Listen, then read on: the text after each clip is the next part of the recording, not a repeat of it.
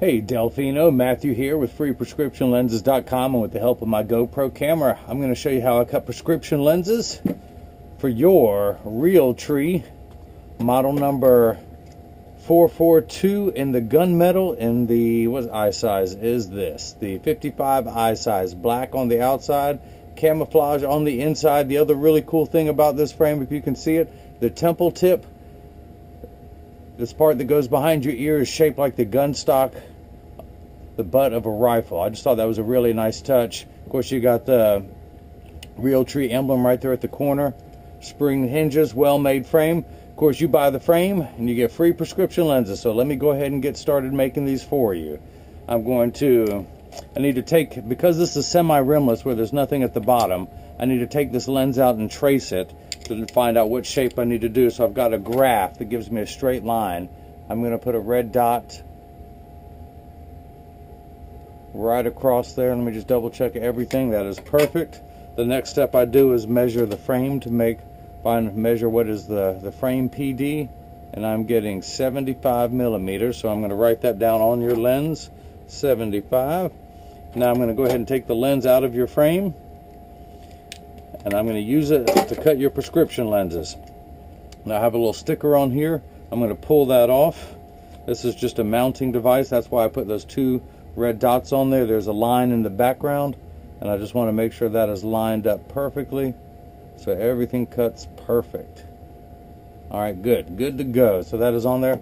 I'm going to put this into the tracing element of my Santinelli edger, and the stylus is going to come up and trace the shape of your right lens here at freeprescriptionlenses.com, where everyone loves a bargain and no one is disappointed with quality.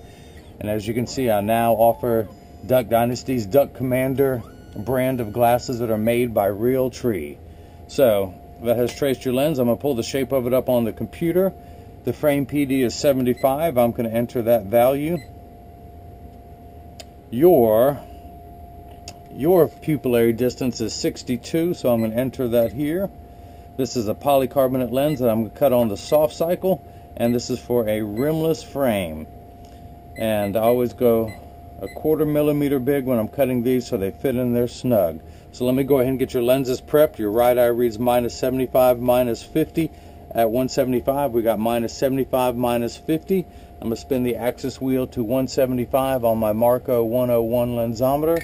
Let me make sure everything's zeroed out perfect. Alright, I'm going to put it on -75. I'm going to take your lens out of its protective packet, put it into my Marco 101 lensometer. I'm going to rotate it until the sphere power comes in clearly, giving me your optical center. I'll check your astigmatism correction. Everything is lining up perfectly, and I'll explain what that is in a moment. Now I'm going to put 3 dots on your lenses. Of course, one of them didn't make it. Let me darken that over here so you can see that. But that gives me that same 180 meridian so that your lens cannot be rotated when I mount it. This is the right lens, so I'm going to put R on there. Let me do the same thing with your left lens. It's plano -150. At 169, so I spin the axis wheel to 169. Put the power on plano, which means 0. This is all astigmatism correction for your left eye, which I'll explain in a moment. Get everything lined up perfectly. Everything comes into focus. And I'm going to put the same red dots. Remind me to put some more ink on that third one. There we go, and that is the left lens. So I need to put this block on here. This is what's going to hold it in place while it's cutting inside the chuck. So I'm going to put the empty block into my blocker. And believe it or not, the same people who make post-it notes, 3M, make these little sticky pads. The black side is the sticky pad. I'm going to stick that on there, pull away the tape to make my side sticky, and then I'm going to clamp that down onto your lens. Essentially what I had is, inside this machine I was looking into, I have an optical crosshair, just like the crosshairs of a scope. I have a vertical meridian and a horizontal, and I make sure that those 3 lines are lined up perfectly on my 180 meridian. I'm going to do the same thing with your left lens. Just going to make sure that is lined up in the center of my scope. And we are good. So I'm going to take your right lens, I'm going to put it into the chuck, or as I like to say, the Charles, because I don't know it well enough to call it chuck. And I hit start. These calipers are going to come down and it's going to trace the shape of your lens now onto the frame to make sure that your prescription lens is large enough to cut out. is tracing the concave side of the lens first, which is closest to your eyelashes. Then it's going to move over and trace the convex side of the lens, which sits away from the face. The actual cutting wheel is down here on the bottom. It is that lighter color wheel on the left. It looks like a heavy grit sandpaper. That's going to grind away your lens material until it's the final shape. And then this arm is going to come down with that little blade on there. It's going to spin really fast and put the bevel onto the lens so it stays inside this string. And this is nothing more than a 20-pound fishing string that holds it in. I will have to close the door in a moment, but for now I just want you to see as your prescription lenses touches down onto the cutting wheel.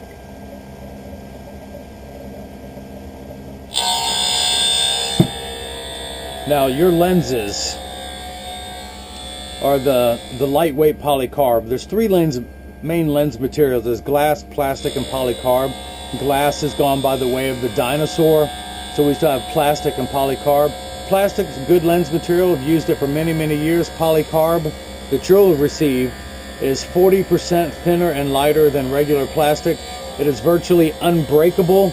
Your lens, this is important, is bulletproof up to 22 caliber and has both UVA and UVB protection in them.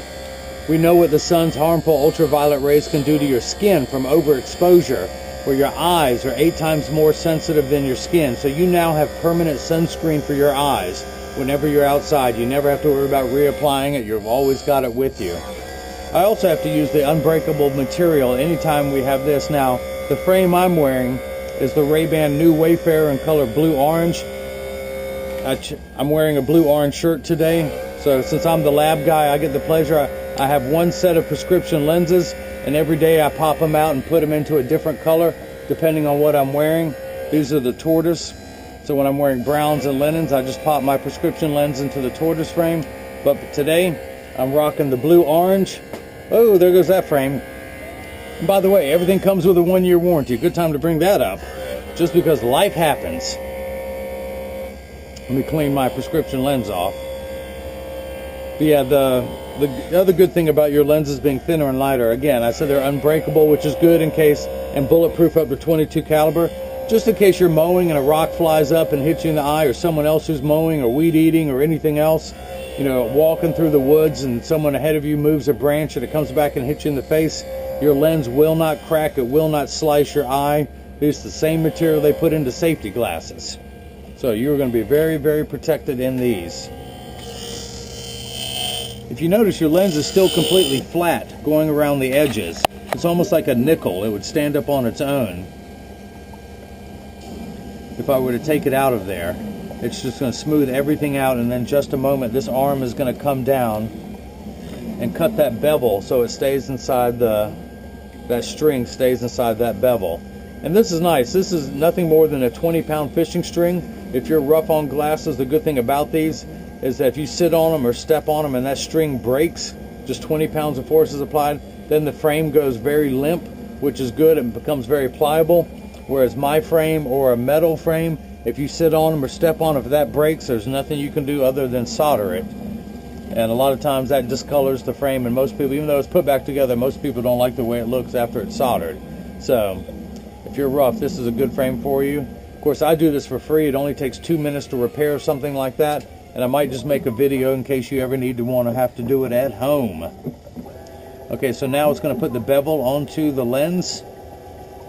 Again, your lens is completely flat. Now it's literally going to take a razor blade and slice all the way around the edge of your lens. Can you see this white powdery substance? This is now optical sawdust that is on the edge of your lens. This whole process takes about 15 minutes. It's now 4:43 on Saturday, May 17th. 70 degrees in my hometown of Durham, North Carolina, at least according to my Samsung Gear watch. My Gear 2. But yeah, Durham, North Carolina is located halfway between Washington, D.C. and Atlanta, Georgia. It's also halfway between Miami and New York. So a little water's coming in to wash away any of that optical debris. I just don't want it to splash on the electronics. This edger runs about $30,000. I recommend everyone go out and get one. Put it on your kitchen counter, and then you can cut lenses at home. You won't need me anymore. But we'll try and keep some of that water down so it's not splashing up on the camera lens. I'm going to close the door for now.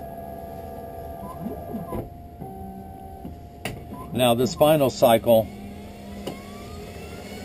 it's just going to go back down onto the cutting wheel, and it's just going to smooth out any rough edges that this blade just put into the edge of the lens. It's going to wash away a lot of that optical sawdust that you see, that white powdery substance to the edge of the lens. Although as soon as it comes out, I'm going to put some more on there.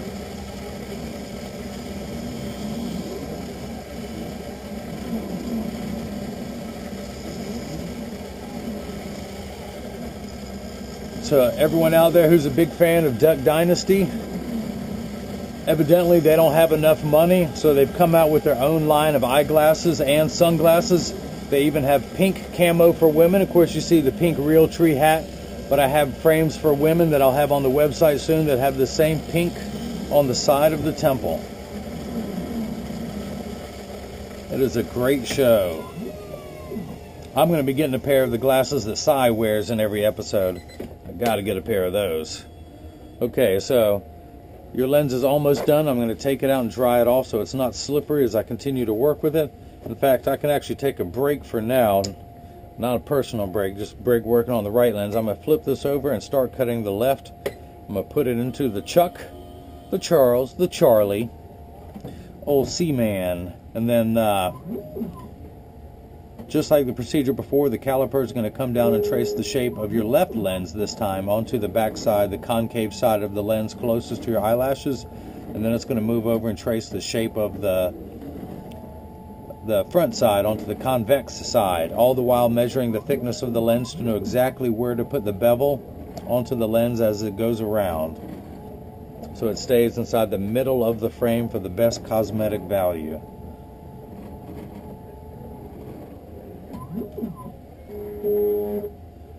As your prescription left lens touches down on the cutting wheel, I'm going to close up and keep working on the right.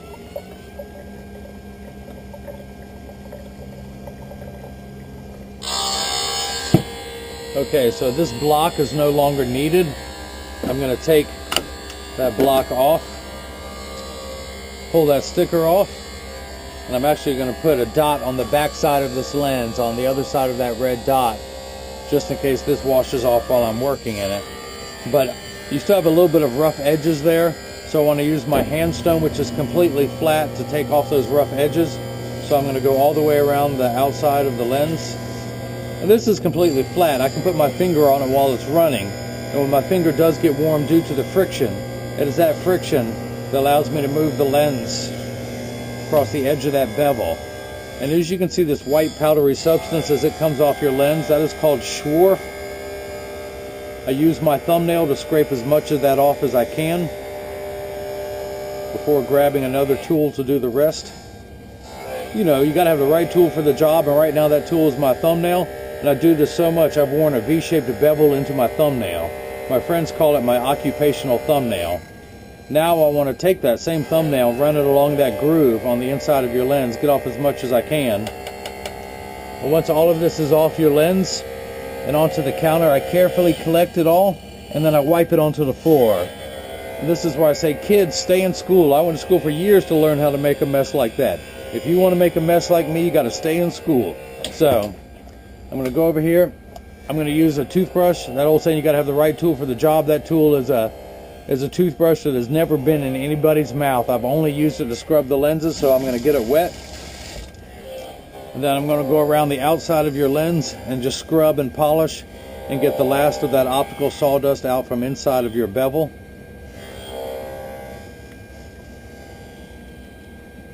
Go all the way around the frame until I've removed it all. Then I want to dry everything off. See if I can save that red dot while it's still there. And then I'm going to mount it into the frame. Again, that old saying, you got to have the right tool for the job. Well, that tool, believe it or not, folks, ladies and gentlemen, and anyone else I didn't cover, is a little piece of ribbon for wrapping presents. And I know you got some of this left over from the Mother's Day gifts that you just did last weekend. So you tuck the lens in. Everyone wants to know how to mount these lenses, and it's very rarely does the magician let you see him putting the rabbit in the hat. But what you do is you tuck it in at the right where it normally goes into the frame, just into the top. Then that ribbon is folded in half. I put it through the string, and I fold it in half so I can grab both sides. And I start at the outside corner and then I work my way towards the nose, and when you hear the snap, come on, where's the snap? Where's the snap? There you go. When you hear the snap, it is in there. I put my finger on top of the string, and then I just slide that ribbon out, and your lens is mounted in there. I do want to go ahead and check the prescription right where that red dot is, and let me darken that again so you can see that. But I'm going to spin the axis wheel back to 175 to make sure everything is oriented in there perfectly. Put that in there and measure, and that's coming out perfect. Minus 75, minus 50 of astigmatism gives you minus 1¼ total power. Now,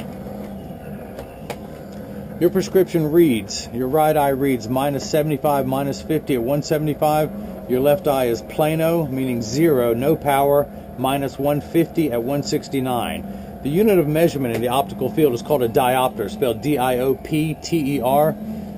Everything is in quarter increments, 0.25, 0.50, 0.75, 1. Actually, the very beginning is plano, meaning 0, where there is perfect. And then it goes up from there, 0.25, 0.50, 0.75, 1. So you're at minus 75. That is 3 steps of correction. This value will actually minify your lenses. Without your glasses on, things are actually too large. So when you put this on, this will minify by 3 steps. You have 2 steps of astigmatism correction, and there is a stigma over the word astigmatism. It just means shape. Someone has straight hair, someone has curly hair. That is it. It is not a disease. It is not an affliction, but everyone freaks out over that word. And you only have 2 steps of correction there. It just means you have a second curvature on your eye. And the 175, this is an arbitrary number. These 2 numbers actually have a real value. The first number minifies or magnifies to the correct size. Astigmatism is what makes fuzzy edges, so 6s and 8s, P's and F look alike, oncoming lights at night with the uncorrected lenses. Astigmatism makes light reflect on the back of your retina funny, where it's blurry, so this fine-tunes everything. The 175, if this were, you can imagine a straight line, 0 on one end, 180 at the other, with it being a circle, with 0, 90, 180, 270, and back to 0. 175, we would turn that knob, if that were a fine-tuned knob, almost all the way back to the 180, but we stop at 175. Your left eye is 169, so it's a little bit before then. But your left eye is good. You actually need no magnification or minification in your left eye. It is all astigmatic or toric, where you need 6 steps of correction for your left eye to take away those fuzzy edges. So everything's the correct size in the left eye. It's just blurry. So this will clear everything up and take away the blurry. And that 169, again, that just shows us where to fine-tune it. So let me take your left lens out. It is done. I'm going to dry everything off. I am going to take this block off. It is no longer needed. Take that sticker off. It is no longer needed. Ooh, there's a good piece. I love it when you can just pull off that optical sawdust. That's like a giblet or a giblet or a gizzard. That's a good part right there. And again, I want to dry the lens, get the last of the moisture off of it while I'm working on it. And before that red dot disappears, well, I'm just going to have to put another one on there because it's blurred. Let me put my pen back. But back to the handstone, I'm going to smooth off those rough edges, just like I did for the right lens, but I'm going to do it for the left lens this time. The front and the back side of the lens. Use my thumbnail to scrape off as much of that optical sawdust as I can. Put it right here on the counter. Do both sides of the lens, get as much as I can with my thumb, because I just like doing this. That's why I've worn that V-shaped bevel into my thumbnail. Go along the inside of the groove, get as much out as I can. And then once it's all on the counter, you know what's coming. Wipe it on the floor. Kids, stay in school. How many times I got to tell you? Stay in school and you can grow up and learn how to make a mess like me. So, scrub away all that from the inside of the lens. Off every single edge, top, bottom, left, and right. And once that's cleaned up, dry it off, and now let's go ahead and get this mounted into your frame. Put my toothbrush back. So where'd your frame go? Here it is, here it is. Let me pop out your left lens. At least the demo lens that came with it. I'm going to mount your lens into the frame the way it looks. I'm going to grab the side of that strap. Again, I'm going to start at the outside corner first and work my way towards the nose, and when you hear that snap, come on, where's the snap? There we come on, there we go. It's being stubborn. It's still alive. It's still alive. It's putting up a fight. There we go. Now I'm going to put my finger on the string and pull that out. We are good. I'm going to Spin the axis wheel back to 169 just so I can verify that this was made correctly. I'm going to put that in. That looks good. I'm going to put my red dots back on there. And actually that is at Plano's, which is 0, minus 150. Perfect. And now I'm going to use my pupillary stick. You have a PD of 62. I'm going to put it down over that red dot. And then when I hold it up over on this side, hopefully you can see the 62 right there. 2 tick marks past the 60, so that is made correctly. And I do want to clean the dots off before I get it shipped to you. So I'm going to use my optical grade acetone to wipe the dots off your lenses. And I also want to get it in standard alignment. Of course, 90% of all optical shops will do free adjustments if you ask them. So when you receive this, if it's too loose, too tight, tuck that string back in. We can get it fit just perfectly, but I'm going to set it on the counter to make sure there is no wobble. It is a little high on one side, so I'm going to adjust for that. There we go. There is no wobble. Flip it over. Same thing. I'm going to close each temple to make sure they line up perfectly, and they do, and the same amount of tension on each side. So that is it. I'm just about to get these prepped and ready to get back to you. So that is it, Delfino. I hope you enjoyed watching your glasses being made.